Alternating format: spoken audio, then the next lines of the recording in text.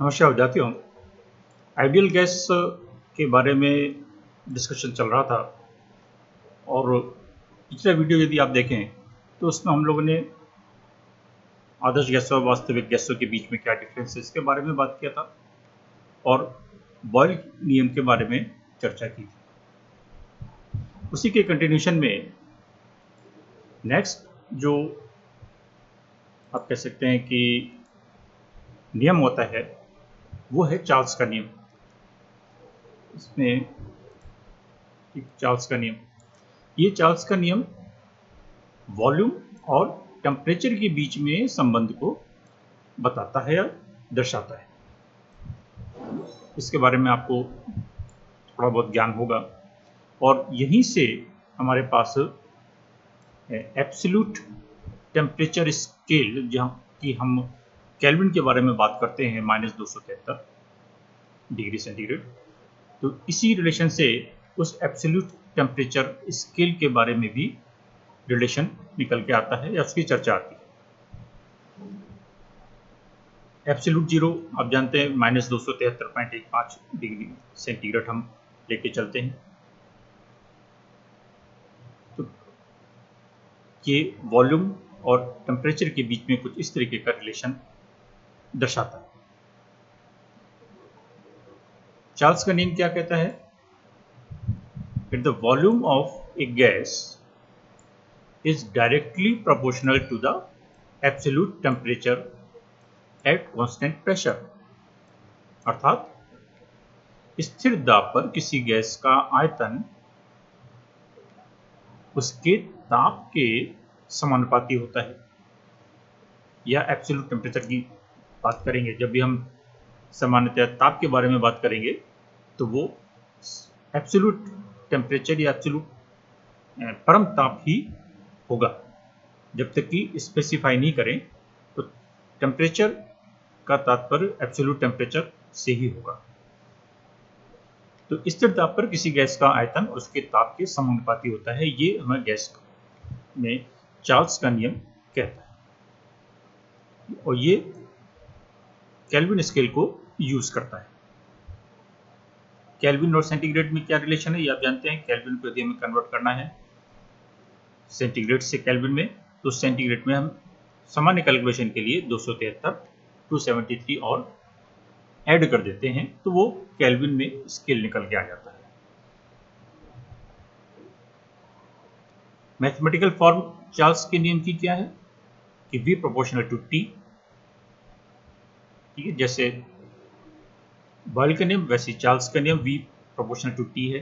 Boil के नियम में P प्रोपोर्शनल टू 1/V हमने कहा था, या यहाँ पे कहें V equal to K into T या V/T इक्वल टू K।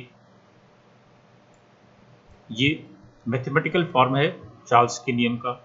तो यदि दो स्थितियों के बारे में हम बात करें तो हम लिख सकते हैं कि V1/T1 इक्वल टू K और V2/T2 इक्वल टू K, या फिर V1/T1 इक्वल टू V2/T2। जैसे चार्ल्स के नियम से हम लिखते हैं P1 V1 बराबर P2 V2, उसी तरीके से यहाँ पर वो बॉयल के नियम के लिए, उसी तरह चार्ल्स के नियम के लिए हम यहाँ पर लिखेंगे V1/T1 इक्वल टू V2/T2। जैसे ये छोटा सा अगर एग्जाम्पल लें, यदि हमारे पास दो टेम्परेचर्स हैं दिए हुए हैं और किसी एक सैंपल ऑफ हाइड्रोजन का सैंपल है दैट ऑक्युपाइज इतने ml at 25 degree centigrade and 1 atmosphere pressure, what would be its volume at 50 degree centigrade. तो यहाँ पर आप देखिए चार चीजें हैं, तो चार में से कोई भी तीन चीजें अगर अपने को मालूम है तो चौथी चीज निकाली जा सकती है। तो दो टेम्परेचर्स अगर दिए हुए हैं, यहाँ पर टेम्परेचर डिग्री सेंटीग्रेड में दिया है तो उसको हम केल्विन में चेंज करेंगे पहले, फिर इसको अपने इक्वेशन में रखेंगे, डायरेक्ट सेंटीग्रेड की वैल्यू नहीं रखेंगे। और अगर दो टेम्परेचर्स और एक आयतन अपने को पता है तो दूसरा आयतन सीधे सीधे कैलकुलेट करके निकाल सकते हैं। तो ये एक छोटा सा न्यूमेरिकल एक नंबर का हो सकता है। एमेटॉन का नियम भी लिखा जाता है या लिया जाता है। एमेटॉन लॉ क्या है? वो प्रेशर और टेम्परेचर के बीच में रिलेशन है। और उसी तरीके से P1 upon T1 equal to P2 upon T2 होता है। ये क्या कहता है कि constant number of mole of a gas and an unchanged volume, pressure is directly proportional to temperature. Charles का नियम था volume is proportional to temperature, और एमेटॉन का नियम है pressure is directly proportional to temperature, जबकि आयतन को स्थिर रखा जाए, अर्थात P प्रोपोर्शनल टू T। तो वहां से हम ये P1 upon T1 equal to P2 upon T2 निकाल सकते हैं यदि दो टेम्परेचर और प्रेशर्स पर हम रिलेशन ले तो। स्टैंडर्ड टेम्परेचर एंड प्रेशर की यदि हम बात करें तो इसको हम STP से लिखते हैं। STP standard temperature and pressure. Standard pressure कितना है? 1 एटमॉस्फेरिक प्रेशर माना जाता है, लिया जाता है, जिसको कि हम रूम प्रेशर भी कहेंगे। तो स्टैंडर्ड प्रेशर मींस साधारण परिस्थितियों में दाब या वायुमंडलीय दाब, एक एटमॉस्फेरिक प्रेशर या जिसको 101325 पास्कल, या यहाँ पर अगर हम डेसिमल लगा दें तो 1.01 into 10 to the power 5 pascal लिख सकते हैं। ये हमारा स्टैंडर्ड प्रेशर होता है। और स्टैंडर्ड टेम्परेचर है 273 केल्विन या 0 डिग्री सेंटीग्रेड। तो ये स्टैंडर्ड टेम्परेचर एंड प्रेशर हो गया। इन सारे नियमों को यदि हम कंबाइंड करते हैं तो हमारे पास एक रिलेशन, जिसको कि हम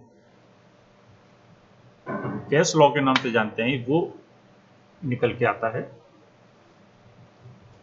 बॉयल का नियम P1 V1 equal to P2 V2, Charles का नियम V1 upon T1 equal to V2 upon T2।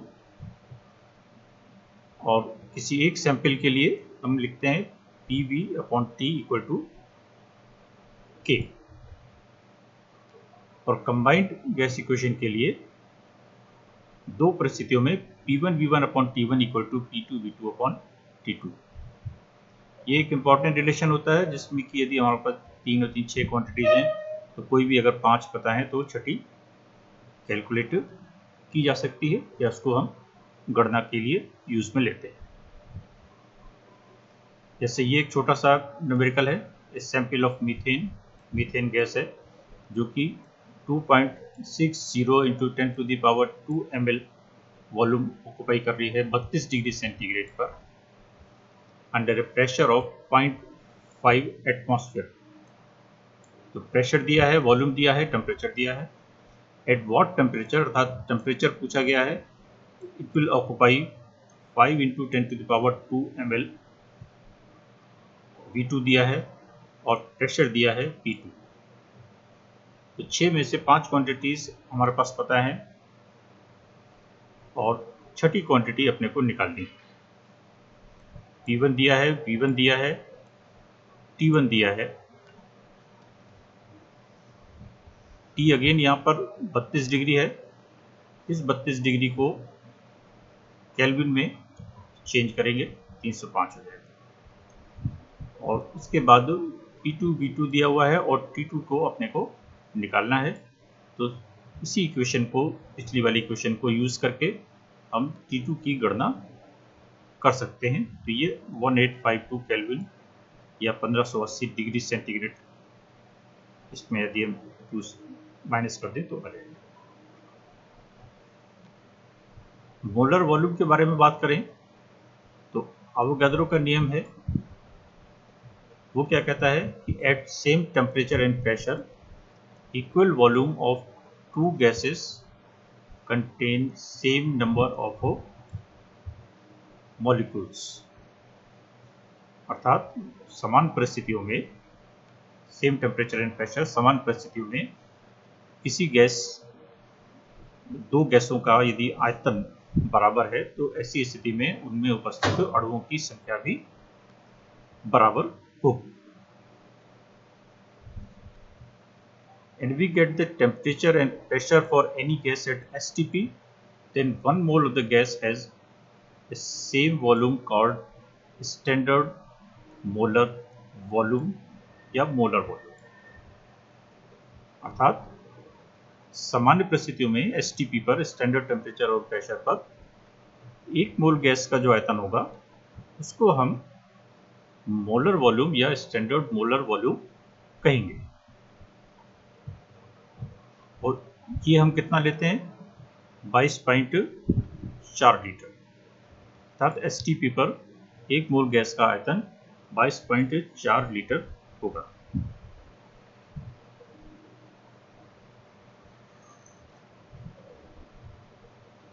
तो यदि हम समराइज करें तो पहले हमने बॉयल्स लॉ के बारे में बात किया था, फिर चार्ल्स का नियम V प्रोपोर्शनल टू T, फिर अवोगाद्रो का नियम V प्रोपोर्शनल टू N। इनको कंबाइन करके हमने एक रिलेशन निकाला PV इक्वल टू nRT, जो कि आइडियल गैस समीकरण होगी। और यहीं से इस रिलेशन को कई बार हम N इक्वल टू 1 यानी 1 मोल गैस के लिए PV equal to simple RTV use कर लेते हैं। R यहाँ पर प्रोपोर्शनलिटी कांस्टेंट है, इसको कि हम यूनिवर्सल गैस कांस्टेंट कहेंगे, और इसकी वैल्यू सभी गैसों के लिए बराबर होगी, इसीलिए इसको यूनिवर्सल गैस कांस्टेंट भी कहा जाता है। तो 3 गैस के नियम, बॉयल नियम, चार्ल्स नियम और अवोगाद्रो नियम, और इन तीनों को मिलाकर एक आइडियल गैस नियम PV इक्वल टू nRT ये बनता है।